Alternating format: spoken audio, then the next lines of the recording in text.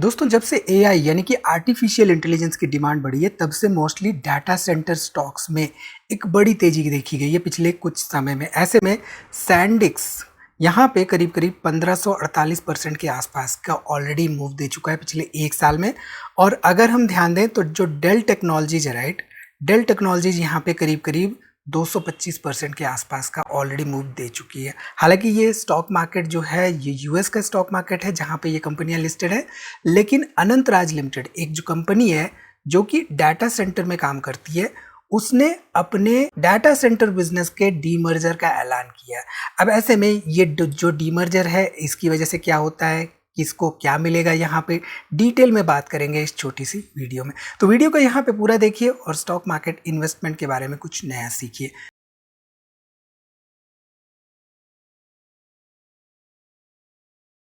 नमस्कार दोस्तों, मैं उमेश त्रिपाठी आपका स्वागत करता हूं स्टॉक फॉर रिटेल पर, स्टॉक मार्केट से जुड़ी एक नई जानकारी के साथ।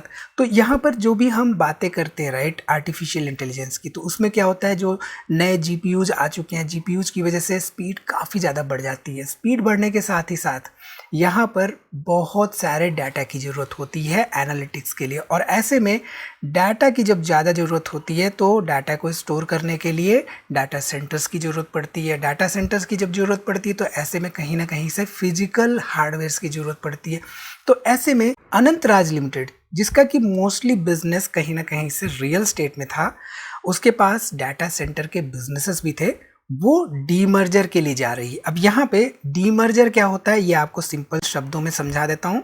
डीमर्जर का सीधा सीधा मतलब होता है कि मान लीजिए कोई कंपनी है, कोई कंपनी D1 है, ये कंपनी दो अलग अलग बिजनेसेस काम कर रही है, B1 और B2।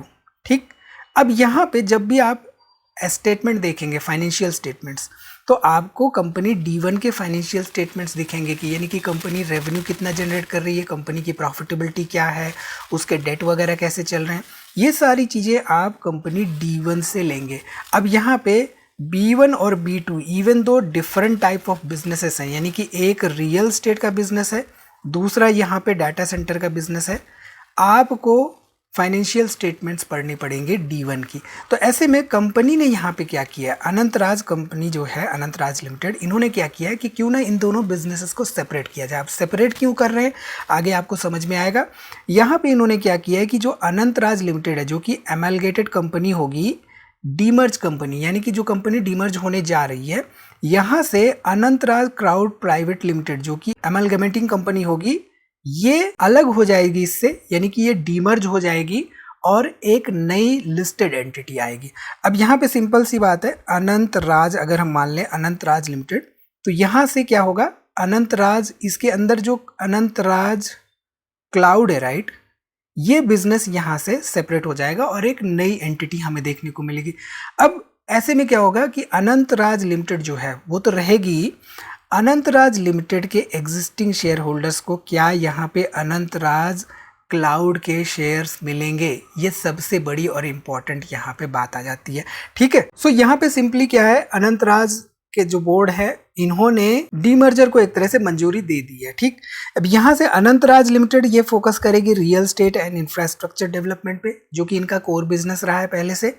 And Ashok cloud private limited जो कि आगे चल के एक लिस्टेड एंटिटी हमें देखने को मिलेगी, ये next generation data centre and cloud services including AI workload पे कामकाज देखेगी। तो दोनों बिजनेसेस अलग अलग होंगे, रिस्ट्रक्चरिंग यहाँ पे होगी। एंड जहां तक रही बात शेयर होल्डर्स की कि शेयर होल्डर्स को यहाँ पे क्या बेनिफिट होगा, तो शेयर होल्डर्स यहाँ पे आप देखिए, जो भी अनंतराज लिमिटेड के एग्जिस्टिंग शेयर होल्डर्स हैं, यानी कि मान लीजिए आपके पास करंटली अनंतराज लिमिटेड के 100 शेयर्स हैं, तो उनको एक शेयर उस पर्टिकुलर एंटिटी के अनंतराज क्लाउड जो होगी उसके मिल जाएंगे बिना किसी एक्शन के, यानी कि एग्जिस्टिंग शेयर होल्डर को 1:1 की रेशियो का यहाँ पे शेयर मिल जाएगा जो कंपनी डीमर्ज होगी उसकी।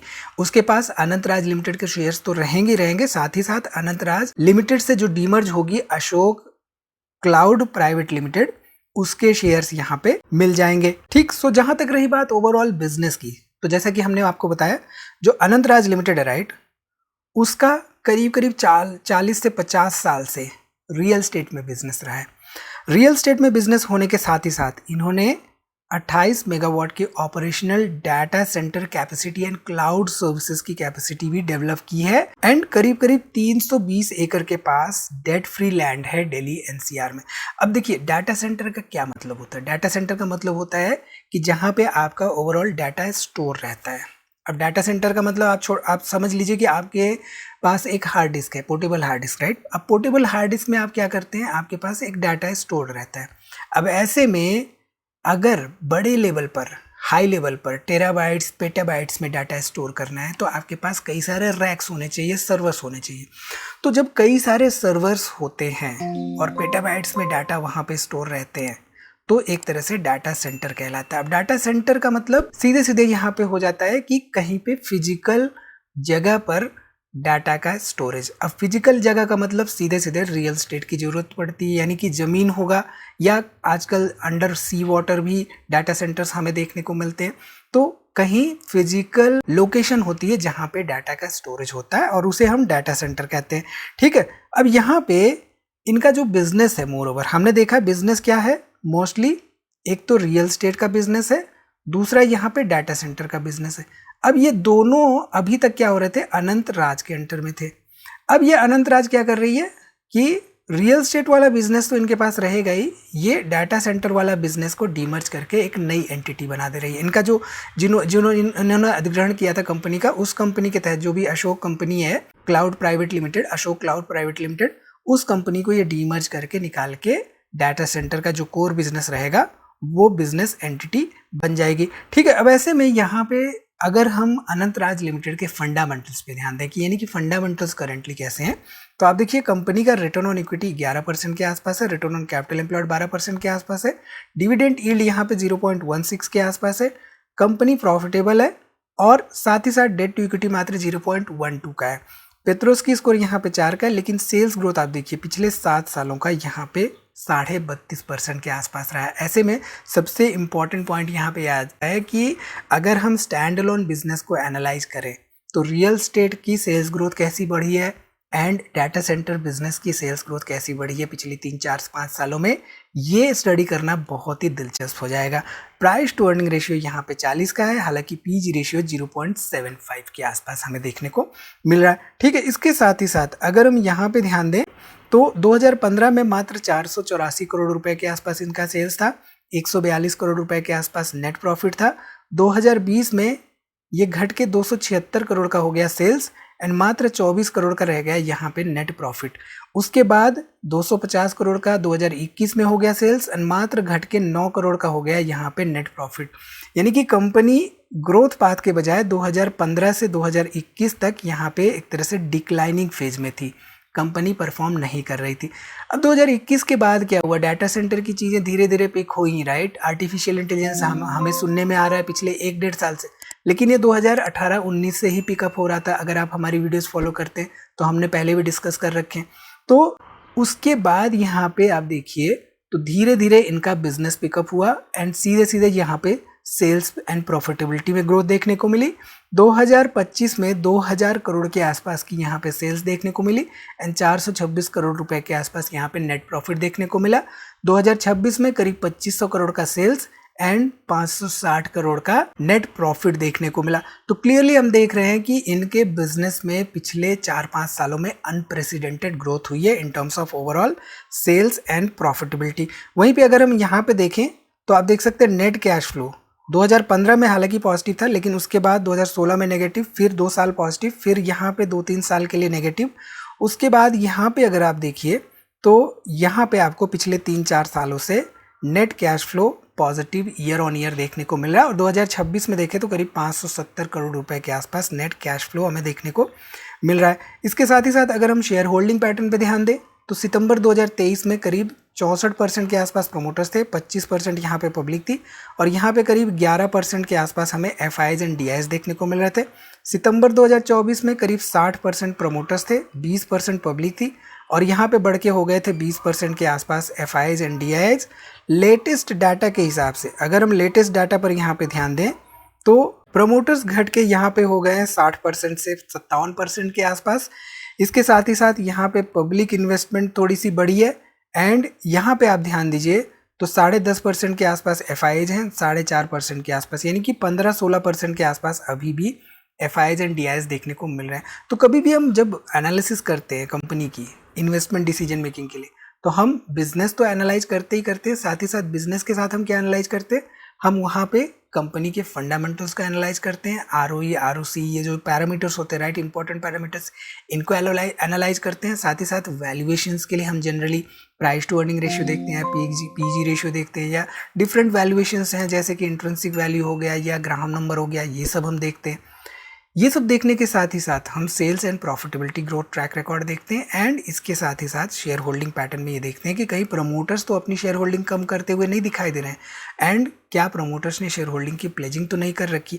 ये सब इंपॉर्टेंट डाटा हम देखते हैं, ठीक है। इसके साथ ही साथ अगर हम चार्ट पे ध्यान दें अनंतराज लिमिटेड के, तो आप देखिए काफ़ी लंबे समय से 2014-15 के पहले से अगर हम देखें तो ये एक तरह से डिक्लाइनिंग बिजनेस था। 2007 के बाद, 2007 में 217 रुपये का प्राइस था, और यहाँ पे देखें तो 2020 आते आते मात्र 10 रुपये का रह गया था।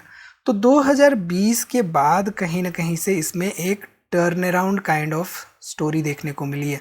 अब ये जो turn around kind of story है, क्या ये डाटा सेंटर की वजह से देखने को मिली है, ये समझना और देखना बहुत इंटरेस्टिंग हो जाता है, क्योंकि अगर हमें ये समझ में आता है तब हमें पता चलेगा कि हाँ भाई, रियल एस्टेट का बिजनेस तो बहुत पहले से था इनके पास, रियल एस्टेट से अच्छा परफॉर्म नहीं कर पा रहे थे, तो क्या डाटा सेंटर की वजह से ये परफॉर्मेंस हमें देखने को मिली है स्टॉक के प्राइसेस में एंड ओवरऑल कंपनी के बिजनेस में। क्योंकि हमने देखा है पिछले 4-5 महीनों में, इनफैक्ट 4-5 सालों में इनके बिजनेस में ईयर ऑन ईयर सेल्स में ग्रोथ देखने को मिल रही है एंड प्रॉफिटेबिलिटी में ग्रोथ देखने को मिल रही है। सो करंटली यहाँ पर रियल एस्टेट और डाटा सेंटर एक ही बिजनेस के अम्ब्रेला में चल रहे हैं। अब ऐसे में डाटा सेंटर अलग लिस्टेड एंटिटी हो जाएगी एंड रियल एस्टेट का जो बिजनेस है वो तो लिस्टेड एंटिटी रहेगी।